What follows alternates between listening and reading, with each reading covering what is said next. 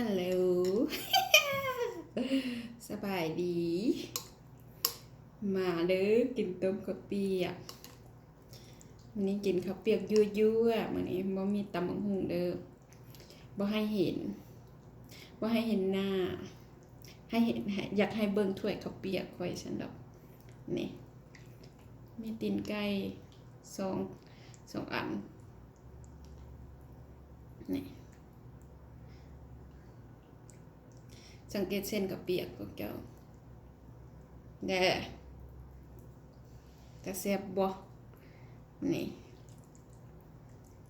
สีมือไผสีมือแม่แซมก็จะใส่หอมป้อมหอมบัวแล้วก็อหย่างหอมแพรวผักแพรวนะซอยใส่น้ำมันจึงหอมปีบางนาวใส่น้อยนึงมากินยั่วๆพวกเจ้าเด้อแซ่บป้าตุ๊คือมาแซ่บเถอะวะ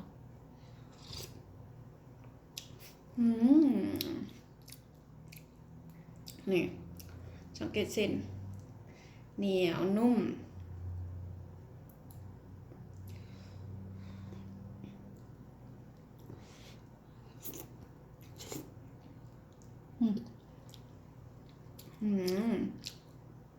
แซ่บ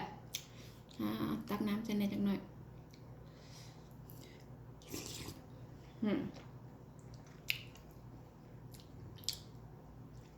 เจนข้าวเปียกแบบอยู่เมืองลาวเลยนะไก่ก็ได้มาใหม่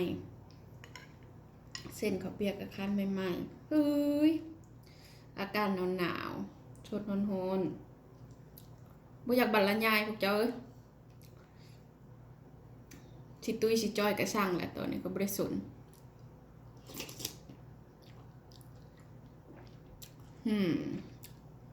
เอาน้ำจากคำบ่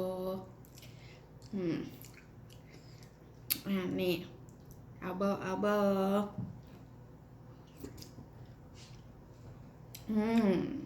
แซ่บโอ้ลืมแต่ไฟยักมืดเนาะยาแหละเนาะ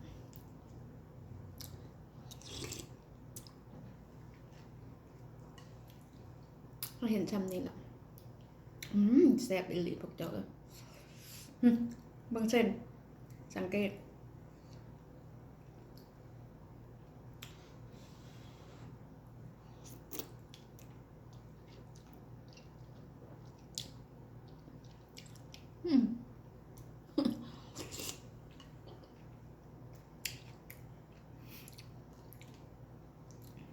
นะ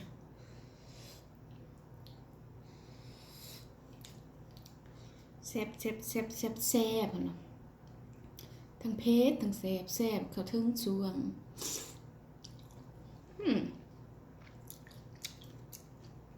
กินแล้วอารมณ์ดีอีกเป็นได้หอมพริกเจียวหอมผักบัวเกี่ยวข้าวเปียกนี่นกจะมักใส่หอมบัวเจียวนะ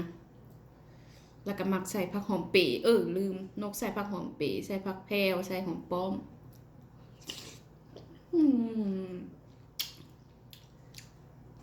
แซ่บอีหลีเด้อ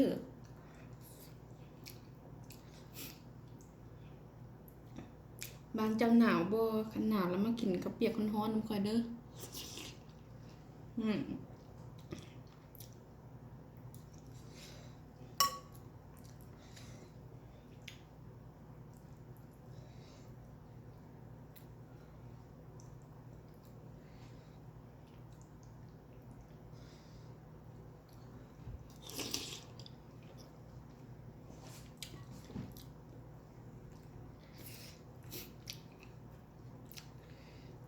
เจียก็อยู่ใส่เริ่มเผ็ดมาแล้วนี่ มากินเผ็ด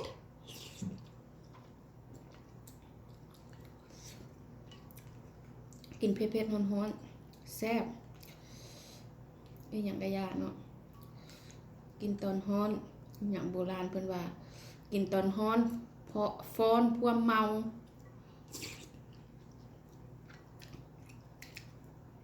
นี่แหละเนาะเพิ่นว่านี่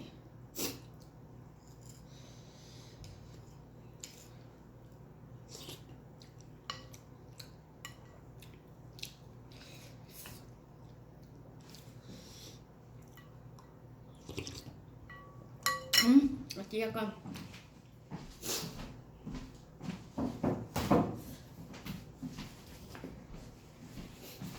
น้ำพร้อม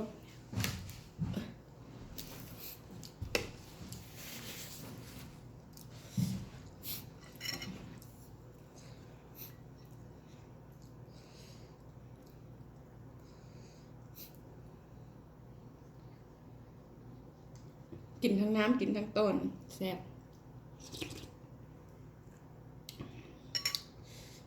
ได้เวลาแล้วแบบดึงแขนเสื้อก่อนจากบ้าน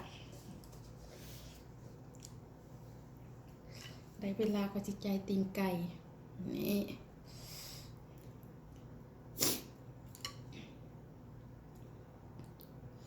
นี่ไก่อันซื้อมาคั่วเองเนี่ยแซ่บ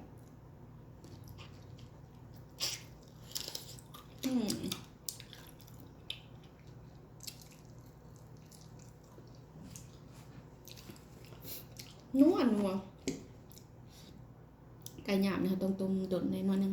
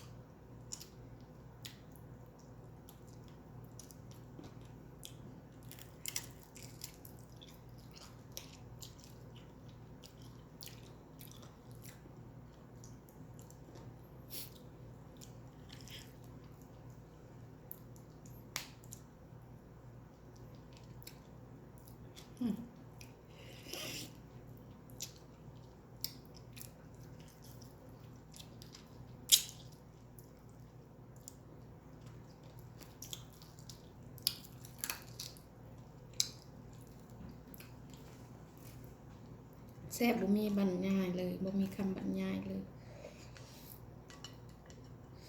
ไปแล้วเจ้ามายั่วๆพวกเจ้าอันนี้นี่กินเบิดเลยแต่ว่าบ่อยากอัดคลิปโดนซื่อๆบ่อยากอัดคลิปนอนมายั่วๆให้พวกเจ้าเบิ่งให้พวกเจ้ากินน้ำลายน้ำคอยซะเนาะบ่มีหยังดอก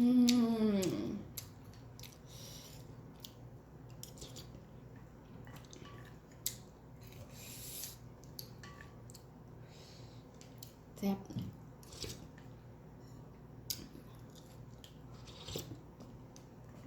ไปครับ